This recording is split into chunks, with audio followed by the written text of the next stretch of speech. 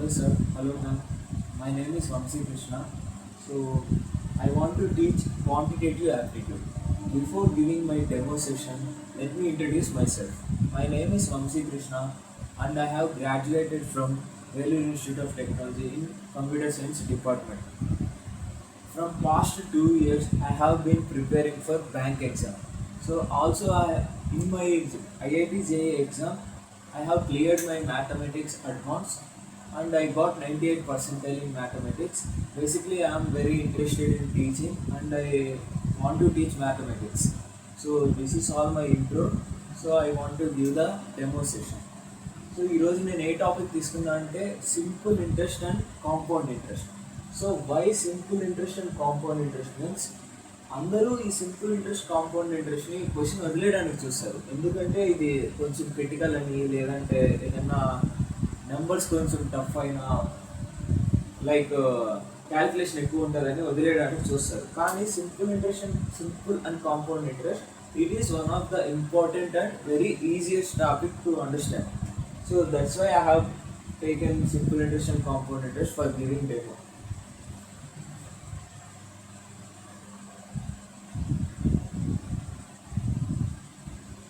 Simple interest and compound interest.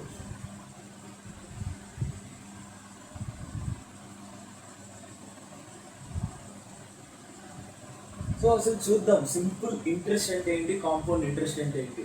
So before we dive into our topic directly, let us understand the overview of the topic that what we are going to study. So for example, Ravi అనే ఒక person ఉన్నాడు, ఇక్కడ రాజు అనే ఇంకో person ఉన్నాడు. రవి దగ్గర ఎంత ఉంది? 10,000 రూపీస్ ఉందన్నమాట. రవి దగ్గర 10,000 రూపీస్ ఉంది, రాజుకి 10,000 రూపీస్ కావాలన్నమాట. సో ఇతను ఏం చేశాడు, రవి దగ్గరికి వెళ్ళి రవి నాకు 10,000 రూపీస్ ఇస్తావా అని అడిగాడు అనమాట. సో రవి ఏం చేశాడు, అందుకు ఒప్పుకున్నాడు. అందుక 2 years. సో నేను ఇక్కడ ఏదైతే ఫ్లో చెప్తున్నానో దాన్ని ఒకసారి ఆ స్టోరీ లాగా అర్థం చేసుకోవడానికి ట్రై చేయండి. తర్వాత actual simple interest compound interest చెప్పినప్పుడు ఇది చాలా రిలేట్ అవుతుంది అనమాట. సో మనం ఫార్ములా ఇప్పుడు సింపుల్ ఇంట్రెస్ట్ అంటే PTR/100 అని, కాంపౌండ్ ఇంట్రెస్ట్ అంటే A×1+, ఆ ఫార్ములాలన్నీ గుర్తుపెట్టుకోవాల్సిన అవసరం లేదు. జస్ట్ మెథడ్ ఒకటి ఉంటుంది మనకు, దాని సోల్ ఆ క్రక్స్ కానీ మనకు అర్థమైందా, we just go with our free hand. మనం చేత్తోని మన మైండ్ క్యాలిక్యులేషన్తోనే సింపుల్ ఇంట్రెస్ట్ కాంపౌండ్ ఇంట్రెస్ట్ ఈజీగా కనుక్కోవచ్చు అనమాట. మనము సింపుల్ ఇంట్రెస్ట్ అంటే PTR/100 అని, P అంటే ఆ వాల్యూ, T అంటే టైం పీరియడ్, R అంటే అది. సో అదంతా మనకు అవసరం లా. సో వితౌట్ యూజింగ్ ఫార్ములాస్, ఏ ఫార్ములా లేకుండా మనం మెథడ్తో వెళ్దాం అనమాట. సో ఆ మెథడ్ అర్థం చేసుకోవాలంటే first of all we need to see the story. So Ravi ఏం చేశాడు, 10,000 రూపీస్ని రాజుకి ఇచ్చాడు అనమాట. సో 2 years తర్వాత ఏం చేస్తాడు, రాజు అనేవాడు ఆ 10,000 రూపీస్తో పాటు so some extra amount, for example ఒక 100 రూపీస్ ఎక్స్ట్రా అమౌంట్. అంతే కదా, ఊరికి ఎవరు మనీని ఇవ్వరు కదా, వాడికి కొంచెం తిరిగి రిటర్న్ పే చేయాలి. ఇప్పుడు మన ఇంటి దగ్గర కూడా వడ్డీకి వాళ్ళకి ఇస్తూ ఉంటారు కదా. సో ఇదేమవుతుందంటే, ఇది ఫస్ట్ ఈ టర్మ్స్ అర్థం చేసుకోండి. సో ఇది వచ్చి ప్రిన్సిపల్, ఇది వచ్చి టైం పీరియడ్ అనమాట. వాడు రవి అనేవాడు ఈ 10,000 అమౌంట్ని 2 years వరకు ఇచ్చాడు అనమాట. సో వాడు రాజు ఇంకేం చేస్తాడు, ఆ 10,000ని 2 years పాటు వాడుకొని వాడి ప్రిన్సిపల్ని వాడికి ఇచ్చేయాలన్నమాట, రిటర్న్ ఇచ్చేయాలి. సో వాడి దగ్గర 10,000 తీసుకున్నాడు కదా, మళ్ళీ వాడికి రిటర్న్ ఇచ్చేసేయాలన్నమాట ఆ 10,000. ఆ 10,000తో పాటు సమ్ ఎక్స్ట్రా రిటర్న్ చేస్తాడు చూడండి, సమ్ ఎక్స్ట్రా అమౌంట్, దాన్నే ఇంట్రెస్ట్ అంటాం అనమాట. So according to the nature, అంటే 1 year వరకే ఇంట్రెస్ట్ క్యాలిక్యులేట్ అవ్వాలా, లేదంటే ఇంట్రెస్ట్ మీద ఇంట్రెస్ట్ క్యాలిక్యులేట్ అవ్వాలా అనే దాన్ని బట్టి అది సింపుల్ ఇంట్రెస్టా లేదంటే కాంపౌండ్ ఇంట్రెస్టా డిసైడ్ అవుతుంది అనమాట.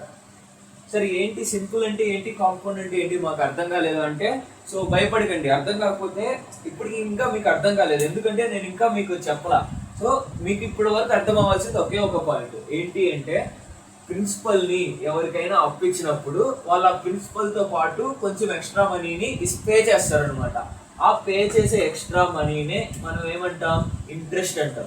సో ఆ ఇంట్రెస్ట్ అనేది 2 టైప్స్ ఉంటుంది. దాంట్లో ఫస్ట్ వన్ ఏంటి, simple interest, and second one ఏంటి, కాంపౌండ్ ఇంట్రెస్ట్ అనమాట. సో ఇక్కడ వరకు అర్థమైంది అనుకుంటున్నాను. ఇప్పుడు ఇంకొక ఎగ్జాంపుల్ చూద్దాం. సో మనం క్వశ్చన్ బట్టి ఈ సింపుల్ ఇంట్రెస్ట్ అంటే ఏంటో అర్థం చేసుకుందాం. ఫస్ట్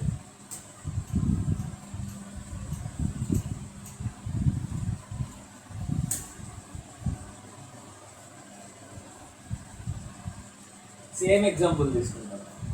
సో రాజు ఏం చేశాడు, 10,000. ఈ 10,000 ఏంటి, దీని పేరేంటి, ప్రిన్సిపల్. Time period. ఈ రాజు ఏం చేశాడు, ఈ 2 years వరకు. సో నేను ఇదంతా ఎక్స్ప్లెయిన్ చేసేసిన తర్వాత చెప్తా సింపుల్ ఇంట్రెస్ట్ అంటే ఏంటో. నెక్స్ట్ వన్, రేట్ 10% అనుకుంటా. అంటే పర్సంటేజెస్ మీకు వచ్చే ఉంటుందని అనుకుంటున్నాను. సో ఈ బ్యాంక్ ఎగ్జామ్, ఈ క్వాంటిటేటివ్ యాప్టిట్యూడ్లో మనకి 3 ఖచ్చితంగా తెలిసి ఉండాలి. ఫస్ట్ ఏంటి, రేషియో అండ్ ప్రపోర్షన్, దాని తర్వాత పర్సంటేజెస్, అండ్ నెక్స్ట్ యావరేజెస్. ఈ 3 అనేది మన ఫింగర్ టిప్స్ మీద ఉంది అంటే మనం ఆ క్వశ్చన్ని చూడగానే మనం మైండ్ క్యాలిక్యులేషన్తో చేయొచ్చు అనమాట. సో ఈ 3 ఎవరికైతే బాగా గ్రిప్ ఉంటుందో వాడు ఖచ్చితంగా ఏ క్వశ్చన్ అయినా ఈజీగా అటెంప్ట్ చేయగలడు. అంటే మీకు ఇక్కడ 10% అని చూడగానే అది 1/10 అని గుర్తు రావాలి. అంటే ఈ 10లో 1వ వంతు ఏమవుద్ది, 10% అవుతుంది అనమాట. అంటే 1 2 3 4 5 6 7 8 9 10 ఇవన్నీ. సో ఇది నేను జస్ట్ ఓవర్వ్యూగా చెప్తున్నా.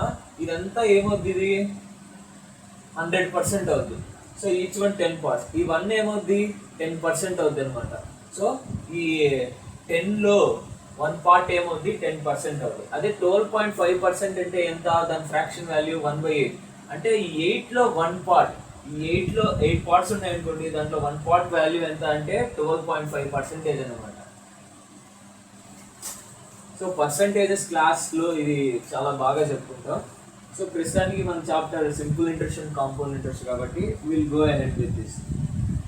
అయితే ఇక్కడ క్వశ్చన్ చూడండి, రాజు ఏం చేశాడు, రవికి 10,000 రూపీస్ ఇచ్చాడు అనమాట. ఎన్ని ఇయర్స్కి, 2 yearsకి ఇచ్చాడు. రేట్ ఎంత, 10% పర్ యానం.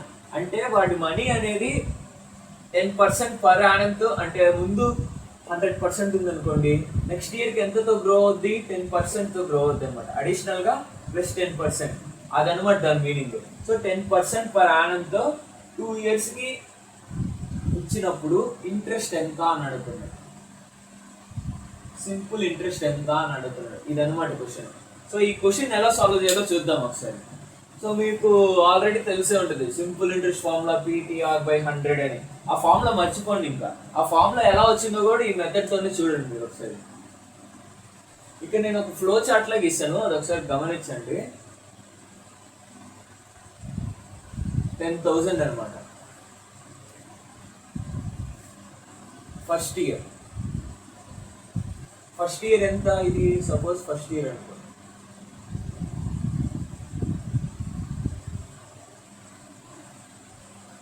ఇది ఫస్ట్ ఇయర్. 10,000 10% అంటే ఎంత, 100 రూపీస్. సో అప్పుడు ఒక ఇయర్ అయిపోయిన తర్వాత వాడి దగ్గర అమౌంట్ ఎంత ఇవ్వాల్సి వస్తుంది, రిటర్న్ 10,000 రూపీస్ ప్లస్ 100 అంటే 10,100 రూపీస్ ఇవ్వాలి. వాడు ఇక్కడ ఆల్రెడీ చెప్పున్నాడు ఏమని, నా రేట్ ఆఫ్ ఇంట్రెస్ట్ ఎంత, 10% పర్ యానం. పర్ దీని మీనింగ్ ఏంటంటే పర్ యానం అనమాట. అంటే ఒక సంవత్సరానికి నా మనీ అనేది 10%తో గ్రో అవ్వాలి అని. సో 1 year అయిపోయింది అనమాట. 1 year అయిపోయిన తర్వాత వాడి మనీని 10%తో గ్రో అయింది. నెక్స్ట్ వన్ ఏంటి, ఇప్పుడు సెకండ్ ఇయర్ కూడా ఎంత, 10%తోనే గ్రో అవుద్ది కదా. సింపుల్ ఇంట్రెస్ట్ కాంపౌండ్ ఇంట్రెస్ట్ రెండు క్వశ్చన్స్ చూసిన తర్వాత మనకి డిఫరెన్స్ అవుద్ది. Why this is called simple interest and why this one is called compound interest అని. అప్పటిదాకా నేను ఏం చెప్తున్నానో దాన్ని యాక్చువల్లీ అలాగే గుర్తుపెట్టుకోండి. దాని తర్వాత మనకి డిఫరెన్స్ అర్థమవుద్ది అనమాట. సింపుల్ ఇంట్రెస్ట్ అంటే ఇది, కాంపౌండ్ ఇంట్రెస్ట్ అంటే ఇది అని. సో నెక్స్ట్ ఇయర్ వాడి ప్రిన్సిపల్ ఎంత 10,000. ఆ 10,000లో 10% ఎంత 100. అంటే వాడు సెకండ్ ఇయర్ అమౌంట్ ఏమైంది 1100 అనమాట. సో ఇక్కడ ఇంట్రెస్ట్ ఒకటే చూడండి, మనం ఇంట్రెస్ట్ క్యాలిక్యులేట్ చేయాలి కాబట్టి. సో ఫస్ట్ ఇయర్ ఇంట్రెస్ట్ ఎంత 100 రూపీస్, సెకండ్ ఇయర్ ఇంట్రెస్ట్ ఎంత ఇంకొక 100 రూపీస్, అంటే టోటల్ 10,000. వాడికి ఇవ్వాల్సిన మనీ ఎంత 10,000 rupees plus first year amount ఎంత 100, సెకండ్ ఇయర్ ఇంట్రెస్ట్ ఎంత 100. అంటే ఆ ఇంట్రెస్ట్ ఏమైంది 200 రూపీస్ అయింది అనమాట. సో వాడు 10,000 రూపీస్ అప్పు తీసుకున్నాడు కదా, ఇక్కడ చూడండి 10,000 రూపీస్ అప్పు తీసుకున్నాడు 2 ఇయర్స్ తర్వాత. 2 ఇయర్స్ తర్వాత వాడు ఎంత పే చేయాలి, వాడు తీసుకున్న ప్రిన్సిపల్ పే చేయాలి ప్లస్ 200 రూపీస్ ఎక్స్ట్రాగా పే చేయాలన్నమాట. వాడు ముందుగా చెప్పిన కండిషన్స్ ప్రకారం వాడు ఏం చెప్పాడు, నాకు 10% పర్ యానంతో నా మనీని రిటర్న్ ఇవ్వాలి అని. 1 ఇయర్ 10% అంటే 2 ఇయర్స్ ఏమవుద్ది 20%. సో 20% ఆఫ్ 10,000 ఎంత 200 రూపీస్. ఈ విధంగా మైండ్ క్యాలిక్యులేషన్స్ చేసుకోవచ్చు అనమాట మనం. సో ఈ 1 ఎగ్జాంపుల్తోనే అర్థం కాకపోతే ఇంకొక ఎగ్జాంపుల్ చూద్దాం. ఈ మ్యాథ్స్ అనేది ఎలాంటిదంటే అర్థం కాలేదు అని వదిలేయకూడదు. సో నెక్స్ట్ ఏంటి, అలాంటి ఇప్పుడు ఈ టాపిక్ చెప్పాను, మేబీ మీలో కొంతమంది ఇది అర్థమై ఉంటుంది, కొంతమందికి అర్థం కాకపోయి ఉంటుంది. మరి ఆ కొంతమంది ఏం చేయాలంటే సో దీన్నే మళ్ళీ మళ్ళీ రిపీటెడ్గా చూడటమో లేదంటే ఇలాంటి మోడల్స్ ఇంకా చేయడమో ఆ విధంగా ప్రాక్టీస్ చేస్తూ ఉన్నారంటే ఖచ్చితంగా వస్తుంది అనమాట.